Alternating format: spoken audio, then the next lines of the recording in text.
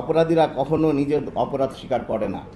পিচ্চি হেলালের অডিও রেকর্ডে যা বলেছে তা হলো চোরের মায়ের বড় গলা। টিটনের শোকাহত পরিবারের পক্ষ থেকে আমাদের দাবি, আইন শৃঙ্খলা বাহিনী আমার ভাইয়ের হত্যার প্রকৃত সুষ্ঠু ঘটনা তদন্তপূর্বক পিচ্চি হেলাল ও তার সহযোগীদের গ্রেপ্তার করে দেশের আইন ও সর্বোচ্চ সাজা নিশ্চিত করুক। আমরা আমাদের ভাইয়ের হত্যার দ্রুত বিচার চাই। প্রিয় কলম সৈনিক বন্ধুরা, আপনারা নিশ্চয়ই অবগত আছেন পিচ্চি হেলাল একজন ভয়ঙ্কর চিহ্নিত সন্ত্রাসী, চাঁদাবাজি ও খুনি। তার নামে একাধিক হত্যা মামলা আদালতে বিচারাধীন রয়েছে। এই পিচ্চি হেলাল তার বড় ভাই দীপুকে নিয়ে মোহাম্মদপুর বিএনপির সাবেক কমিশনার রাজুকে হত্যা করা হয়েছিল। এই মামলা সহ একাধিক মামলায় আদালতে বিচারাধীন রয়েছে। পিচ্চি হেলালের দাপটের কারণে রাজুর পরিবার আজও বিচার পায় নাই। আমার ভাইকে হত্যার এই মূল আসামি সমস্ত অডিও বার্তা সামাজিক যোগাযোগের মাধ্যমে প্রকাশ করেছে। তাতে আমার ভাই হত্যার বিচার পাওয়া নিয়ে আমি প্রচণ্ডভাবে শঙ্কিত। আমরা চাই পিচ্চি হেলালের মিথ্যা বক্তব্য যেন সঠিক বিচার প্রক্রিয়াকে প্রভাবিত না করতে পারে। পরিশেষে আপনাদের জানাতে চাই, আমার ভাই নিহত হওয়ার 1.5 মাস আগে যশোরে এসেছিল। তখন টিটন আমাকে জানিয়েছিল পিচ্চি হেলাল তাকে মারা নীল নকশা করেছে। তখন আমি ওর কাছে জানতে চেয়েছিলাম পিচ্চি হেলাল কে। টিটন আমাকে জানিয়েছিল পিচ্চি হেলাল ভয়ঙ্কর সন্ত্রাসী ও খুনি। আমি যখন যশোর থেকে জানতে পারি যে আমার ভাই মারা গেছে, প্রথমে আমি মেডিকেল কলেজ মর্গে যাই। আমার ভাইয়ের ওই বিভৎস চেহারা দেখে আমি মানসিকভাবে প্রচণ্ড ঘাবড়ে বিধ্বস্ত থাকি। এই জন্য এজাহারে এই কথাটা আমি উল্লেখ করতে ভুলে গিয়েছিলাম। প্রিয় ভাইয়েরা, আপনাদের কাছে আমার দাবি, একজন ভাই, আপনি আপনার ভাইয়ের বিভৎস ডেড বডি দেখার পরে আপনি কি সুস্থ মস্তিষ্কে সবকিছু তথ্য দেওয়া সম্ভব? শ্রদ্ধেয় কলম যোদ্ধা ভাই ও বোনেরা, আপনাদের মধ্য দিয়ে আমি মাননীয় প্রধানমন্ত্রী, স্বরাষ্ট্রমন্ত্রী ও সরকারের কাছে আমার ভাই খন্দকার নঈম আহমেদ টিটন হত্যার আসামিদের গ্রেফতার ও দ্রুত সময়ের মধ্যে বিচারের দাবি ঘোষণা করছি। আমরা 11 ভাই বোন। আমি সবার বড়। খন্দকার নাঈম যে নিহত হয়েছে, খন্দকার নাঈম আহমেদ আমাদের ভাইদের মধ্যে 3 নম্বর ছিলেন এবং সম্পূর্ণ ভাই বোনদের মধ্যে চতুর্থ। আমাদের পারিবারিক কোনো দ্বন্দ্ব নেই। আমাদের সব ভাই বোনদের মধ্যে সুসম্পর্ক রয়েছে। আমার বোন ও ভগ্নিপতি সানজিদুল হাসান ইমনের সঙ্গে আমাদের পারিবারিক কোনো অবনতি হয় নাই। ইমন একজন সম্ভ্রান্ত ও অভিজাত পরিবারের সন্তান। তার বাবা মা দুজনেই ডাক্তার, তিনিও নিজে উচ্চ শিক্ষিত, এবং তার মা সুলতানা জাহান একজন বিশিষ্ট চিকিৎসক এবং তিনি হেলথের ডিজি হিসেবে রিটায়ার করেছেন। সেই পরিবারের সন্তান সানজিদুল ইমন।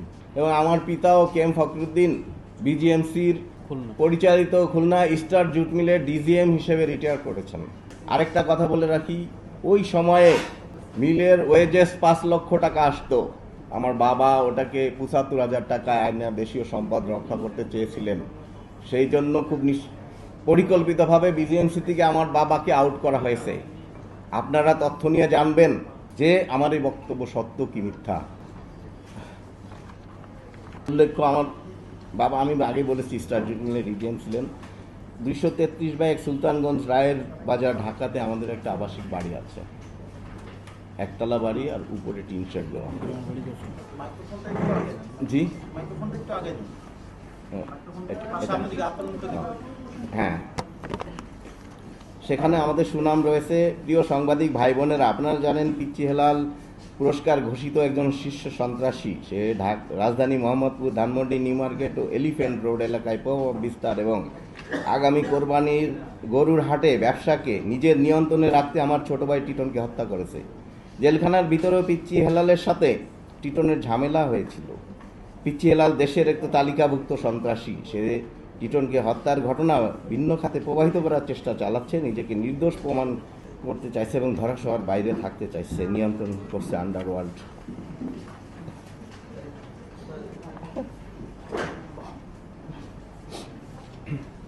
পিচ্চি হেলালের অডিও রেকর্ডে বলেছে আমার ভাইয়ের ফরেন্সিক মোবাইলের ফরেন্সিক করার জন্য। আমিও তার সাথে একমত এবং সেই সাথে আমিও দাবি করছি তারও মোবাইলগুলো ফরেন্সিকে নেওয়া হোক, কারণ আমি কিন্তু সুষ্ঠু বিচারের জন্য এখানে আসছি। কাটার পরে বলছিল যে ভাইয়া আমি ভালো হয়ে যাব, সে তো সাজাটা পাইছে, তো 25 বছর কোনো বদনাম হবে না। আমার দিয়ে কোনো বদনাম হবে না, এটা আমার কাছে বলছিল। কারণ 92-তে সে একটু আহত ছিল এই মারামারি করে, তো তার সেই ট্রিটমেন্টের জন্য আমার বেশ অনেক টাকা খরচ গেছে, এবং আমার একটা ব্যবসা প্রতিষ্ঠান দোকান ওটাও প্রায় ধ্বংস হয়ে গেছিল। এই জন্য সে মেন্টালি গিলটি ছিল। হ্যাঁ, আমার মনে হয় এই জন্য সে বারবার আমার কাছে এগুলো বলতো। হ্যাঁ, ইমন স্টিল আমার মা টেক কেয়ার করে, পরিচয় যোগাযোগ তো আছে। ও সে বের হওয়ার পরে তার মা তাকে সাউথ আফ্রিকার একটা দেশে পাঠিয়ে দিচ্ছে, সাউথ আমেরিকা, সরি, এই দেশটার নাম আমি ঠিক জানি না। আমি কিন্তু সব বলে দিছি যে কি কি বলছে, কি কি হচ্ছে, প্রমাণ তো করবে অ্যাডমিনিস্ট্রেশন। আর ওর বলে দিছি যে ওর কি বলে অ্যাপসের মাধ্যমে কথা বলতো, আর যে প্রমাণগুলো সেগুলো তো বাইর করবে তদন্তকারী কর্মকর্তারা, এবং আপনারা তথ্য দেবেন। আমরা তো সন্দেহ করছি দেখে তো মামলাটা দিছি, নাহলে তো মামলা দিতাম না। হ্যাঁ, আমি তো নিরাপত্তার অভাব বোধ করতেছি।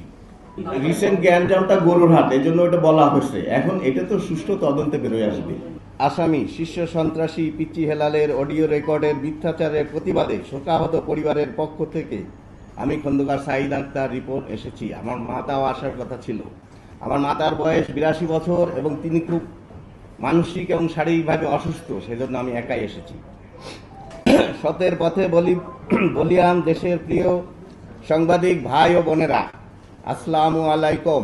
গত 28শে এপ্রিল রাতে রাজধানীর নিউ মার্কেট এলাকায় আমার আপন ছোট ভাই নঈম আহমেদ টিটনকে হত্যার পর এই মামলার প্রধান আসামি পিচ্চি হেলাল প্রকৃত ঘটনাকে দামাচাপা দিতে এবং নিজে রক্ষা পেতে অডিও রেকর্ডে নানা ধরনের মিথ্যাচার করেছেন।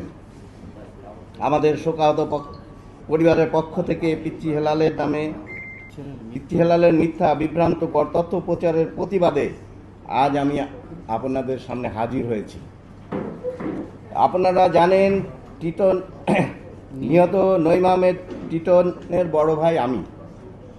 আমার ছোট ভাইকে হত্যার পর এই নৃশংস মামলার প্রধান আসামি পিচ্চি হেলালের একটি অডিও রেকর্ড সামাজিক যোগাযোগের মাধ্যমে উদ্দেশ্য প্রণীতভাবে ছড়িয়ে দেওয়া হয়েছে। পিচ্চি হেলালের অডিও রেকর্ড তা সম্পূর্ণ মিথ্যা, বানোয়াট, বিভ্রান্তিকর এবং নিজেকে বাঁচানোর এসব আবল তাবল বলেছে। পিচ্চি হেলালের এই নির্মম হত্যাকাণ্ড নিয়ে আমাদের পরিবারকে নিয়ে যা বলেছে তার মূল উদ্দেশ্য হলো প্রকৃত ঘটনাকে অন্য খাতে প্রবাহিত করা, মামলা তদন্ত কর্মকর্তা ও আইন শৃঙ্খলা বাহিনীকে বিভ্রান্ত করা। আমাদের দেশে যে ঠিকাদারি হয় সবগুলো কি একজনের নামে লাইসেন্স থাকে?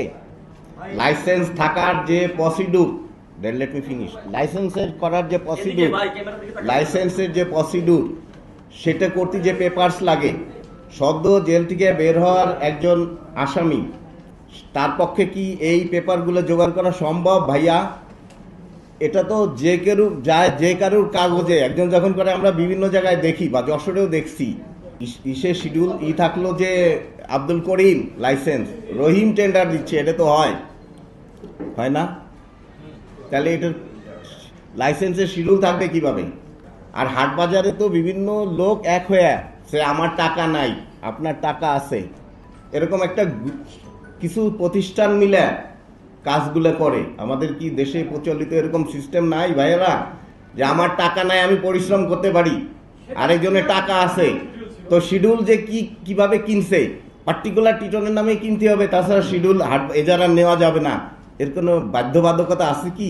আমার জানা নেই, আপনাদের জানা থাকলে বললেন। ধন্যবাদ। সাঈদ আক্তার রিপন ভাইয়ের নিযুক্ত আইনজীবী। আসলে দেখেন, আমাদের আজকের যে সাংবাদিক সম্মেলনে যে আমরা যেটা উল্লেখ করেছি, ইতিমধ্যে যেটা উল্লেখ করেছেন, উনি কিন্তু বলেছেন যে 1.5 মাস আগে যখন যশোরে যায়, তখন কিন্তু যশোরে যাওয়ার পরে ওনাকে কিন্তু বলেছিল যে আমাকে মেরে ফেলার একটা নীল নকশা করা হচ্ছে। আমাদের এক সাংবাদিক ভাই জিজ্ঞাসা করেছেন যে এটার বিরুদ্ধে কোনো জিডি করা হয়েছে কিনা। যখন এই বিষয় নিয়ে আলোচনা হয়েছিল ওনার দুই ভাইয়ের মধ্যে, তখন টিটন ভাই বলেছিল যে আমি ঢাকায় যেয়ে এটা আইনগত একটা পদক্ষেপ নেওয়ার জন্য আমি জিডি করব। কিন্তু এখনো পর্যন্ত আমরা যেটা নিউজ জানি যে এই বিষয়ে কোনো জিডি করা হয় নাই।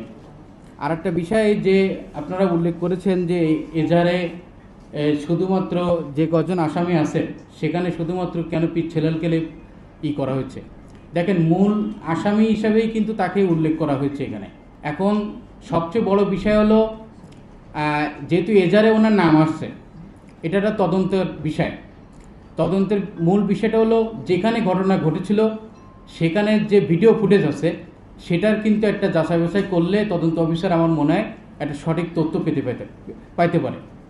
এবং শুধু তাই নয়, আপনার যেরকম আমাদের এজারভুক্ত 1 নম্বর আসামি উনি যে বারবার বিভিন্ন ভিডিও কলের মাধ্যমে মিডিয়াকে জানানোর চেষ্টা করছেন যে উনি চ্যালেঞ্জ করেছেন যে এটার সাথে ওনার কোনো সম্পৃক্ততা নাই, এবং বলেছেন যে ওনার ভাইয়ের মোবাইল ফরেন্সিকে দেওয়ার জন্য। তো ওনার ভাই কিন্তু আজকে সাংবাদিক সম্মেলনের মধ্য দিয়ে কিন্তু উল্লেখ করেছেন যে ওনার মোবাইল, এমনকি টিটন সাহেবের যে মোবাইল ব্যবহৃত ছিল সেটার মোবাইলও যেন ফরেন্সিকে দেওয়া হয়। এবং সেই সাথে আমরা দাবি করছি যে এজারভুক্ত 1 নম্বর আসামির যে আমরা যেটুকু জানি, আমাদের কাছে ইনফরমেশন আছে যে 8টা ব্যবহৃত সিম আছে, সে 8টা ব্যবহৃত মোবাইল আমার মনে হয় যদি জব্দ করা হয় এবং সেটা যদি ফরেন্সিকে দেওয়া হয় তাহলে আসলে সত্য ঘটনা কিন্তু বেরিয়ে আসবে।